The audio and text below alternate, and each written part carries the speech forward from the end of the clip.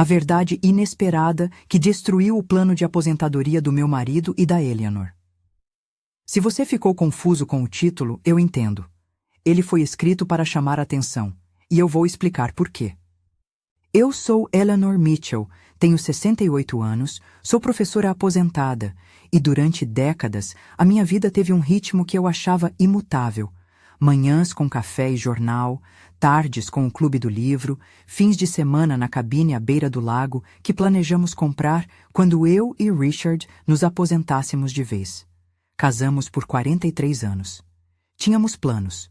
Um cruzeiro pelo Danúbio, almoço com os netos nas manhãs de domingo, tempo para pintar e para voluntariado. Tudo isso parecia seguro. Até numa terça-feira de outubro, um simples ping no meu iPad rasgou essa sensação de segurança. Era uma manhã clara, as folhas formando tapetes dourados na calçada, o cheiro de café recém-passado enchendo a cozinha. Richard estava na sala, alinhando os comprovantes de uma conta que ele costumava guardar numa caixa de couro. Ele sempre foi meticuloso com papelada. Era um traço que eu admirava. Acontece que esse traço também o deixava exposto de uma forma que eu jamais imaginara.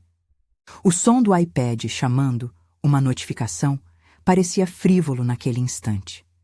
Meu dedo tremia quando toquei a tela e vi a prévia do e-mail. Não consigo mais continuar mentindo para ela.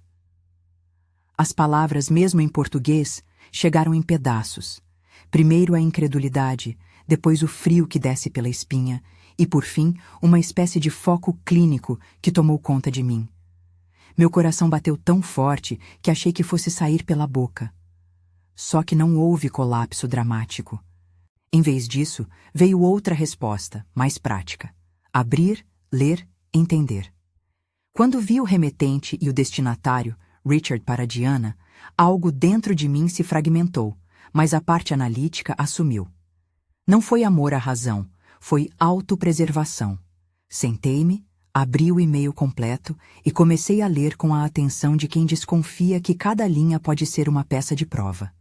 Havia mensagens trocadas, detalhes íntimos, planos velados. Havia também anexos, recibos, reservas de hotel, transferências com notas. Algumas palavras fora de contexto soavam banais. Quando você está imersa numa traição, são os pequenos detalhes que confirmam o que você teme. Fiquei ali, dobrada numa cadeira da cozinha, com o aroma do meu café esfriar, e percebi uma coisa assustadora. Não era só um caso de amor. Havia movimentações financeiras, e não eram pequenas. Parecia um roteiro pensado para tirar de mim não só companhia, mas patrimônio. Um dos arquivos mostrava uma transferência considerável para uma conta conjunta que eu não conhecia, aberta em nome de Richard e de outra pessoa, Diana. Havia reservas em hotéis com nomes e datas que batiam com mensagens trocadas. E o que mais me cortou foi ver num arquivo separado uma referência a um gravame registrado contra a nossa propriedade. A palavra técnica estava lá, em inglês, mas o significado saltou de imediato. Alguém havia colocado um ônus sobre a casa. Se essa referência fosse verdadeira, alguém estava tentando usar a nossa casa como garantia para algum empréstimo ou refinanciamento, possivelmente sem o meu conhecimento. Por alguns minutos que pareceram horas, revirei extratos, anexa por anexa. Cada documento que eu encontrava encaixava-se num padrão que eu não quis construir.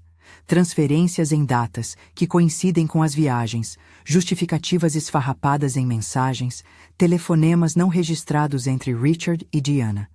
Não quis pular para conclusões que eu não poderia sustentar em público, mas dentro da minha cabeça tudo se juntava num quadro. Havia um plano, e eu era a vítima potencial daquele plano. Chamei isso de potencial fraude na minha mente, porque sabia que acusações diretas exigiriam confirmação legal. Ainda assim, a sensação de traição era completa, emocional e financeira.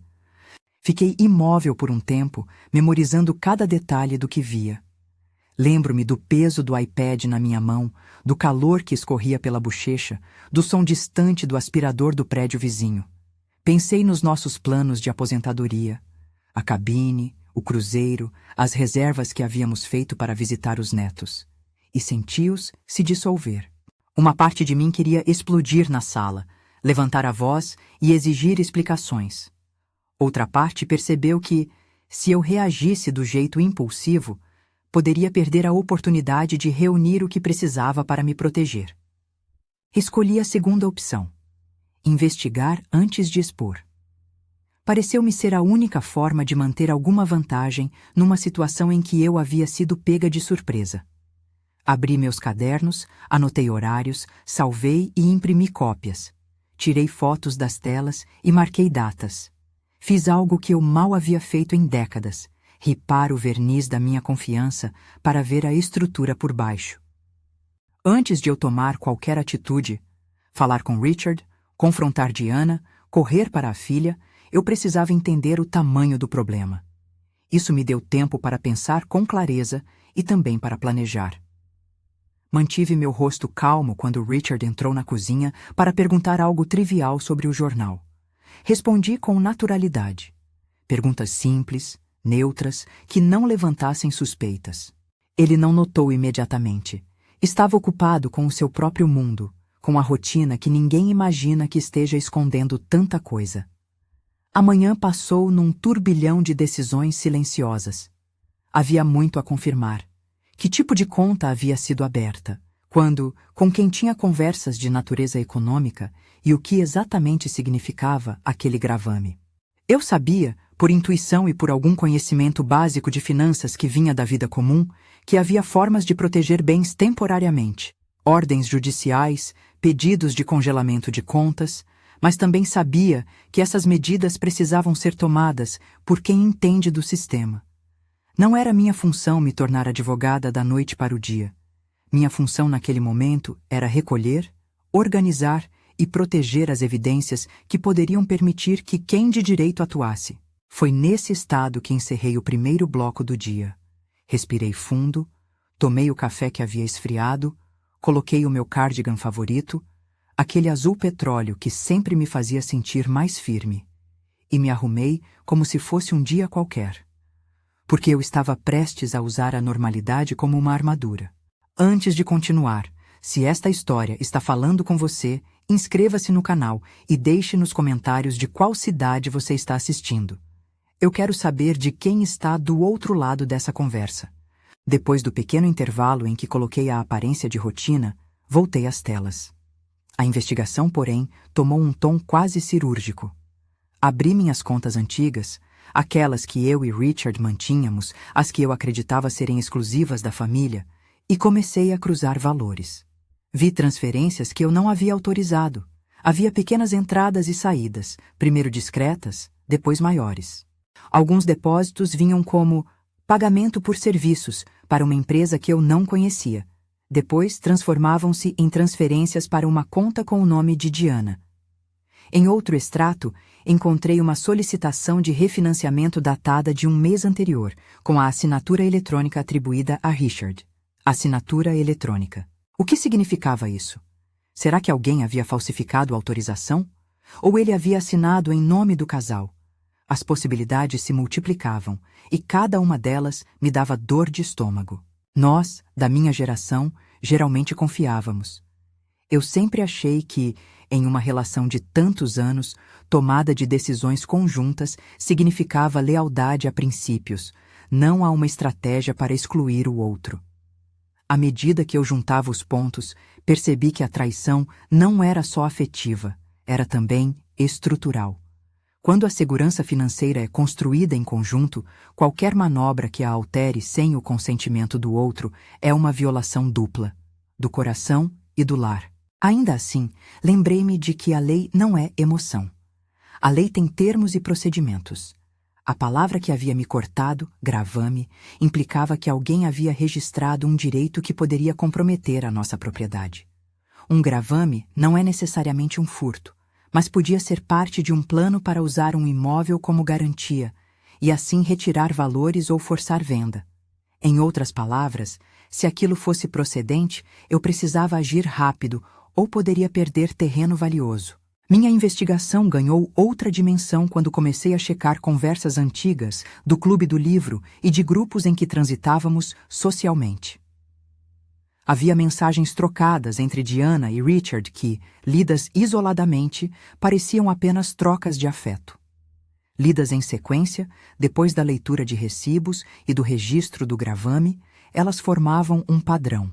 Encontros, justificativas, pequenas confissões.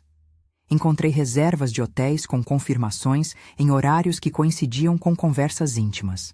Todo esse material não era por si só prova de crime, mas era, aos meus olhos, suficiente para mostrar que havia um propósito combinado e, possivelmente, uma intenção de se apropriar de bens que nós considerávamos conjuntos. Enquanto eu catalogava tudo, senti uma espécie de desapego doloroso.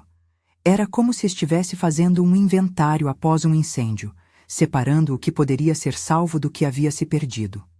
Não havia tempo para sentimentalismo. Havia tempo para a ação. Resolvi que enfrentaria aquilo com frieza e com método. Não por vingança, mas por proteção. Era a diferença entre reagir impulsivamente e reagir com estratégia.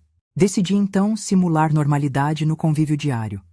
Continuei a almoçar com Richard, a fazer comentários sobre o jardim, a rir das mesmas piadas que fazíamos há anos.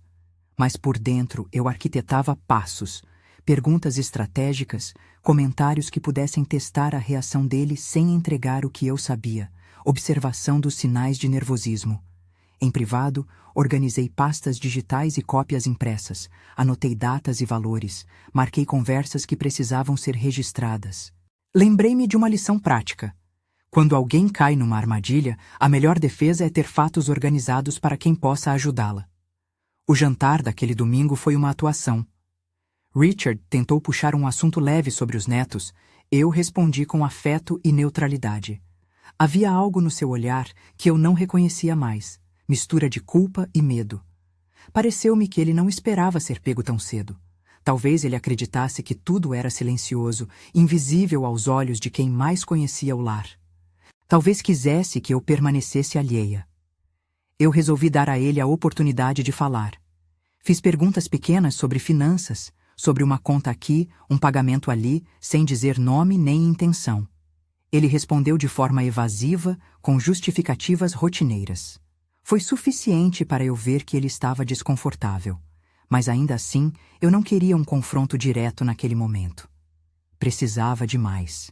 Foi Diana quem veio até nós às 14 horas de uma tarde qualquer. Ela apareceu com a naturalidade de sempre, batendo na porta como se fosse apenas um chá de companhia.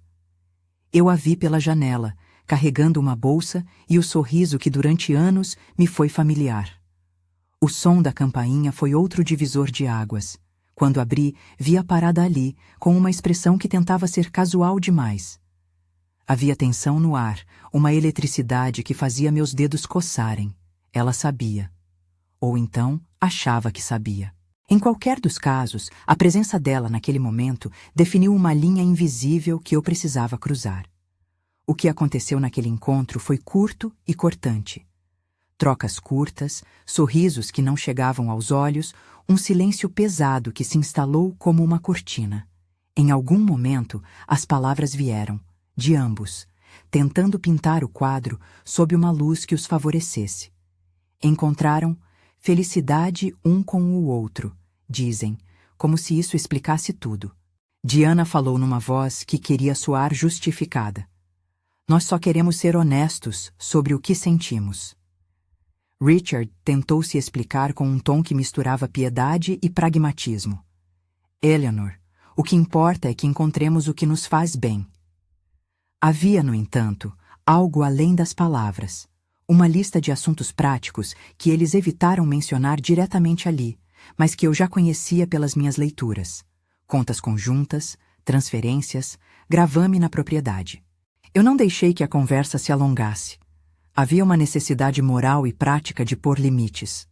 Usei a voz que sempre utilizara na sala de aula quando precisávamos pôr ordem. Clara, firme, sem gritos. Pedi que ambos saíssem de minha casa. Foi simples.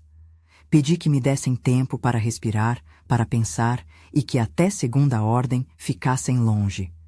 Eles ficaram surpresos, ofendidos e talvez um pouco aliviados por não terem que sustentar a mentira ali mesmo. Diana tentou um último apelo. Você não entende tudo, Eleanor. Eu respirei e disse que, na verdade, entendo mais do que ela supõe. Porque eu havia lido. Porque eu sabia mais. Porque eu não iria aceitar que minha vida, meus bens, fossem manobrados sem meu consentimento.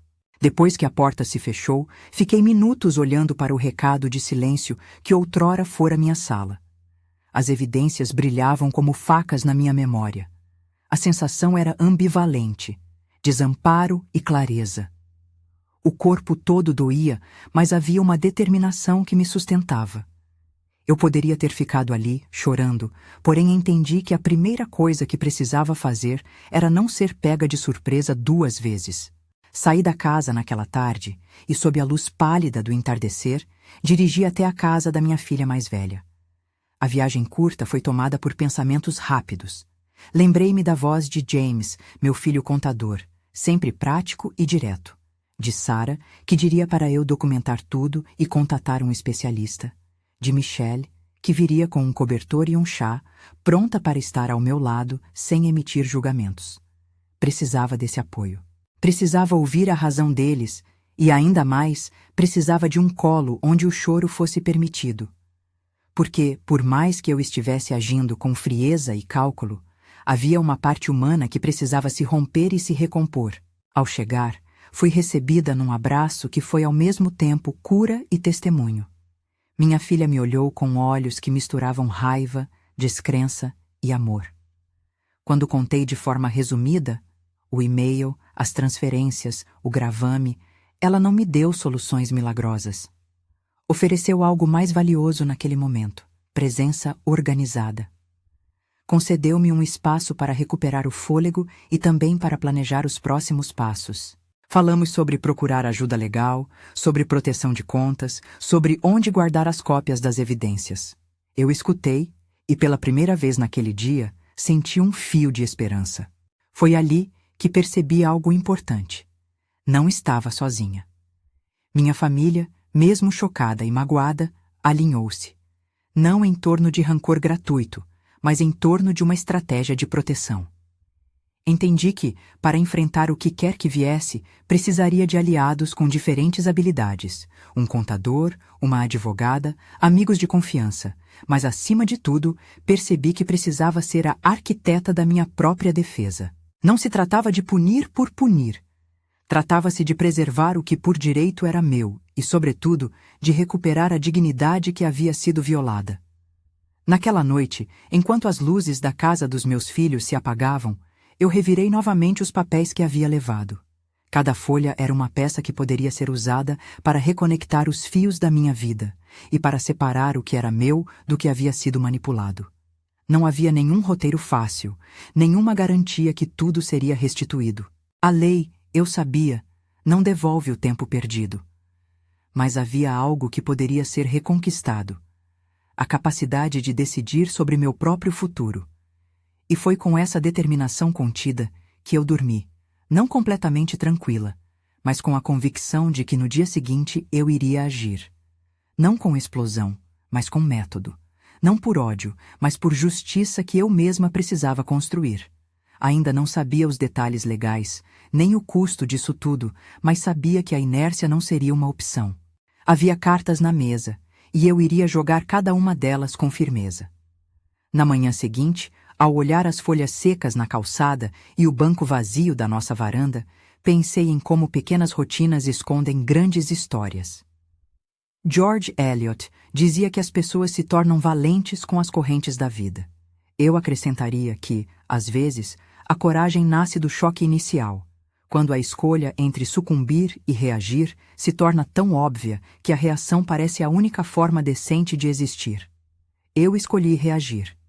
E foi assim, com a sensação de que algo havia sido rompido, mas com uma vontade séria de reconstruir, que comecei a traçar os primeiros passos concretos: catalogar provas, avisar os filhos, preparar uma narrativa clara do que havia acontecido.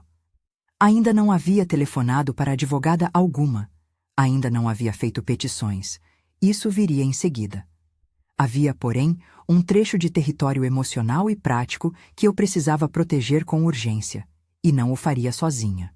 No dia seguinte, Acordei com uma estranheza no peito que já não era apenas medo, era um tipo de determinação calma. Liguei para James antes do café. Meu filho foi direto ao ponto.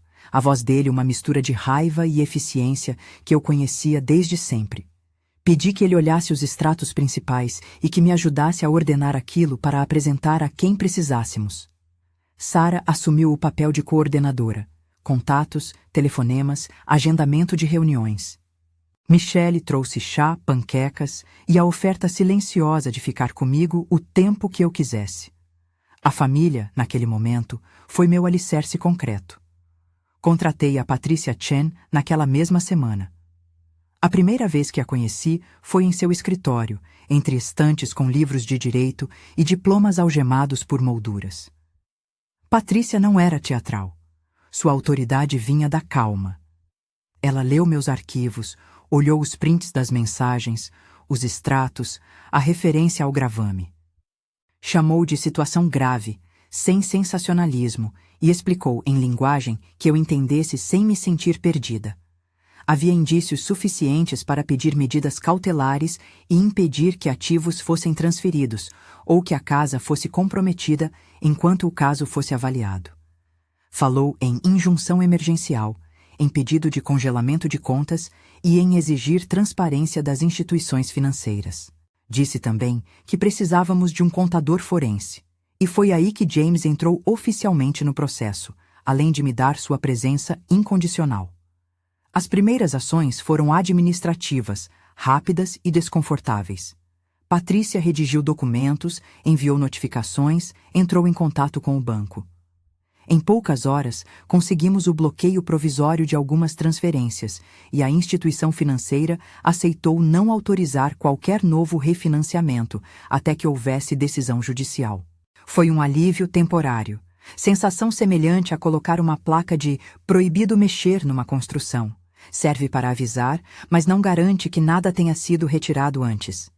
Houve momentos em que me senti fora da minha própria vida. Depor, assinar procurações, responder perguntas que eu mal conseguia ouvir sem chorar. Lembro de sentar diante do computador durante uma tarde chuvosa, enquanto Patrícia explicava o processo de discovery, quando as partes trocam documentos e provas. Era um território árido, técnico, mas eu me mantive ali porque sabia que a clareza factual seria minha força. Vi mensagens minhas disparadas por engano, fotos de viagens, provas de que a vida que havíamos construído realmente existia, e ao mesmo tempo trocados com mensagens que revelavam um plano bem arquitetado. Os primeiros dias após o bloqueio foram de silêncio tenso em casa. Richard tentava manter a normalidade, mas havia uma qualidade nova no ar entre nós, diminuição de cumplicidade, aumento de distância. Ele buscou justificativas, falou em crise e em escolhas difíceis. Dizia que tudo fora feito para garantir o futuro deles, como se justificar o futuro de alguém aniquilasse o direito de outro. Diana manteve um silêncio nervoso quando soube dos bloqueios. Ouvi dizer que, em alguns círculos, ela tentou falar com amigos para explicar-se, mas poucos aceitaram ser um ouvido neutro. A comunidade que frequentávamos se dividiu. Havia quem me abraçasse sem reservas e quem, constrangido, evitasse se posicionar. Isso doeu de modos imprevisíveis. Sentia falta do conforto rotineiro do Clube do Livro, mas também percebia que a vida que eu julgava estável tinha, em muitos detalhes, sido construída sobre uma confiança que agora precisava ser verificada. O processo se desenrolou por meses. Houve uma audiência inicial de emergência em que Patrícia apresentou as evidências preliminares. O juiz acolheu a necessidade de proteção e concedeu medidas cautelares mais definitivas. Em linguagem menos formal, o status quo foi mantido enquanto as provas seriam analisadas. Ficou decidido que, até que a justiça decidisse sobre a validade do gravame e sobre as eventuais transferências, minhas contas básicas e a hipoteca da casa não poderiam ser negociadas. Isso me deu um chão onde trabalhar. Não era a vitória, mas era um espaço onde eu podia respirar e organizar os fatos. A fase mais difícil, talvez, foi o discovery e as deposições. Fui convocada a depor E durante aquelas horas, revi conversas íntimas, mensagens que pareciam perfurar meu peito de novo. Patrícia me preparou com cuidado. Explicava que quando você enfrenta alguém com quem conviveu décadas, a verdade pode ser narrada de modos que soem cruéis. Pedi que me perguntasse aquilo que eu precisava dizer para que tudo ficasse claro. Senti os olhos do advogado de Richard medindo cada palavra como se fosse um objeto que pudesse ser remoldado. Ele tentou argumentar que algumas transferências eram empréstimos e que o gravame fora apenas parte de um plano financeiro discutido sem má-fé. Havia lógica em algumas defesas. Havia também lacunas inacreditáveis. Assinaturas eletrônicas de documentos que eu não autorizara, instruções de refinanciamento pedidas em horários em que eu estava fora da cidade, dispositivos de segurança que deveriam ter solicitado consentimento e não o fizeram.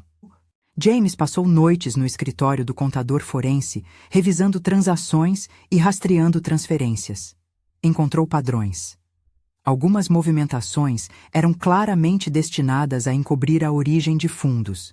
Outras poderiam ser explicadas como pagamentos legítimos. Sua conclusão foi criteriosa e dolorosamente honesta. Havia episódios de abuso financeiro e irregularidades que mereciam reparação civil. Patrícia, ao ouvir o laudo, falou que aquilo bastaria para sustentar nossa demanda. Ela também mencionou a possibilidade, não automática mas existente, de encaminhamento para investigação criminal, se autorizações falsas fossem comprovadas e se a conduta configurasse algum tipo de fraude documentada. Reforço: era, naquele momento, um encaminhamento possível, não uma certeza automática. Com o desenrolar do processo, houve tentativas de acordo. Richard, em algumas reuniões preliminares, tentou negociar valores e dividir bens de forma que aparentasse equidade. Havia, porém, uma pontuação que me incomodava. A proposta vinha sempre acompanhada de justificativas que transformavam responsabilidade em sacrifício para o bem de todos. Recusei acordos que impunham silêncio em troca de pequenas compensações. Não queria comprar paz com silêncio. Não se tratava de expor a vida íntima por vaidade. Tratava-se de reaver a dignidade, proteger minhas economias e garantir que decisões futuras sobre minha casa e aposentadoria fossem feitas com meu consentimento. O processo levou, no total, cerca de 8 meses até uma sentença que pode ser descrita, com cautela, como majoritariamente favorável a mim em termos patrimoniais. O juiz determinou a nulidade de alguns atos, reconheceu a necessidade de restituição de valores transferidos sem autorização clara e ordenou que o gravame fosse revisto, impedindo que a propriedade fosse usada como garantia para empréstimos que não lhe trouxessem benefício direto. Também houve uma determinação para a venda controlada da cabine. Havia uma terceira parte envolvida na operação e a corte entendeu que a melhor solução era que a cabine fosse vendida sob supervisão judicial, com os recursos partilhados de forma a resguardar meus direitos. Parte dos custos legais foi atribuída a Richard e, em certa medida, a Diana, como reparação parcial. Isso também veio acompanhado de multas civis por atos que o juiz considerou irresponsáveis e lesivos à confiança conjugal. O tribunal não faz justiça sentimental. Ele trabalha com provas. E foi com provas que recuperei boa parte do que me cabia. Não quero que se pense que tudo foi recuperado intacto. Houveram perdas emocionais que a corte não restituiu. Meses de sono ruim, a exposição pública de um laço íntimo desfeito, a perda de amizades. Houveram gastos com advogados, despesas com perícias, horas roubadas de projetos que eu planejava. Mas financeiramente, a maior parte dos bens essenciais, a nossa casa, uma parcela da aposentadoria e pagamentos residuais, voltou ao meu controle ou foi compensada. A cabine foi vendida sob supervisão, e os recursos dela foram realocados para um fundo que protegia a minha estabilidade. Richard recebeu aquilo que, na avaliação legal, lhe correspondia. Não foi a absolvição emocional que eu gostaria, mas foi um encerramento prático. Quanto a Diana, ela enfrentou consequências sociais severas. O círculo que a acolhera por anos, à distância seu suporte social, colapsou para muitos. Houve quem optasse por cortar laços. Legalmente, ela teve que responder por parte da reparação civil, e sua credibilidade em nosso meio foi profundamente abalada. Não fico feliz por ver alguém afundar. Fico triste pela perda humana que isso representa. Mas também não posso ignorar que houve escolha e ação, e que toda escolha tem consequências. Ninguém aqui era uma personagem monocromática. Havia complexidade em cada rosto. Ainda assim, responsabilidade foi atribuída onde as provas assim indicaram. Os filhos foram um apoio inestimável. Houve horas de conversa tensa, discussões sobre a decisão pública, encontros com advogados, visitas ao meu apartamento durante audiências longas. Eles choraram, brilharam em conselhos práticos e me deram espaço para recolher minhas forças. Aos netos, eu tentei preservar a inocência. Em casa, jogávamos cartas e assistíamos a filmes bobos. Lá fora, no jardim, eu ria com eles como se uma parte da minha vida ainda não tivesse sido tocada pela tempestade. Esses momentos de simplicidade foram cura em pequenas doses. A recuperação emocional não foi linear. Fiz terapia e, pela primeira vez em décadas, aceitei que pedir ajuda não era sinal de fraqueza, mas de inteligência. As sessões me ensinaram a distinguir entre raiva útil, aquela que me impulsionou a agir, e raiva que corrói. Uma terapeuta me sugeriu rituais simbólicos para fechar capítulos. Escrevi cartas que não enviei, doei roupas que pareciam ecos do passado, limpei armários repletos de lembranças e deixei-os prontos para a nova história que eu queria construir. Uma das tarefas que me deu alento foi voltar a pintar pequenas aquarelas. Comecei com paisagens, nada ambicioso, e entre pinceladas percebi que minhas mãos voltavam a se concentrar em algo que me pertencia só a mim. Viajar foi um remédio ativo. No ano seguinte, aceitei o convite das minhas filhas para um cruzeiro pelo Danúbio. A viagem que originalmente havia sido parte dos nossos sonhos conjuntos. Fui rodeada de família, e cada cidade visitada era uma pequena celebração de crescimento. Caminhei em Viena com um passo mais leve, fotografei pontes em Bratislava e senti uma paz que não se igualava à sentença judicial, mas complementava-a. Planejei também uma pequena viagem para a Nova Zelândia mais adiante, como um exercício de curiosidade. Há algo de reconfortante em se programar para lugares que você nunca achou que visitaria. É um lembrete de que o futuro tem perspectivas que a dor não anula. Voluntariado tornou-se uma nova coluna da minha vida.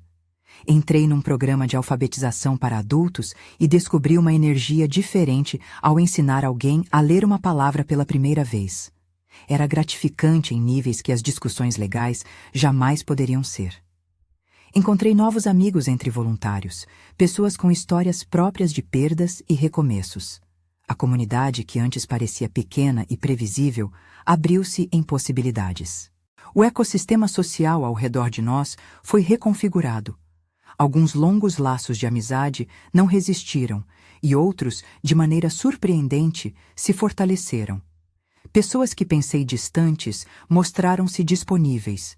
Vizinhos que eu mal saudava tornaram-se aliados de gentileza. A vida social tem essas curvas inesperadas. A mesma tempestade que derrubou velhas árvores permitiu que sementes novas encontrassem luz. Há lições práticas que aprendi e que quero partilhar, sem receitar como se fossem receitas infalíveis. Aprendi a verificar periodicamente nossos documentos, a manter senhas atualizadas e a ter 2 pessoas de confiança a par de decisões financeiras importantes. Configurei alertas nas contas e reforcei a separação entre contas pessoais e conjuntas de forma mais clara. Não é garantia de proteção total. É apenas reduzir pontos de vulnerabilidade. Também entendi que manter diálogo aberto com a família sobre finanças não é sinal de desconfiança, mas de maturidade e respeito mútuo. Em termos legais, reforço o que Patrícia sempre disse. Cada caso é único, cada jurisdição funciona de um jeito. O que funcionou para mim, contratar uma advogada experiente, documentar tudo, buscar a perícia de um contador, foi a convergência de circunstâncias e de provas. Não estou dizendo que qualquer pessoa terá o mesmo resultado. Eu contei a minha experiência para que possamos aprender juntas, e para que ninguém pense que silêncio é opção segura quando sinais claros aparecem. Passei a falar sobre o que vivi em espaços públicos pequenos, grupos de mulheres na faixa etária que me acolhem, encontros sobre segurança financeira para aposentados, uma palestra discreta no Clube do Livro Reinterpretado. Em cada fala, tento equilibrar duas mensagens, a da cautela prática e a da esperança resiliente. Digo que fui enganada, mas que não me entreguei ao papel de vítima indefesa. Digo que chorei, mas também que me preparei para agir. Houve dias de recaída. Vi, por acaso, um post antigo com fotos nossas, Richard sorrindo num churrasco, e senti uma pontada de perda. Outras vezes fui surpreendida por memórias afetivas que me aqueceram sem constranger. Receitas de família que ainda faço, a maneira como os netos me chamam para contar uma novidade besta. Essas pequenas coisas me lembraram que a vida não é só trauma. São também costuras de cotidiano que permanecem. No fim de tudo, aquilo que mais me interessa não é o que a justiça fez, mas o que eu recuperei para mim. Recuperei a autonomia de decidir sobre os meus dias, sobre as minhas economias e sobre quem frequenta a minha casa.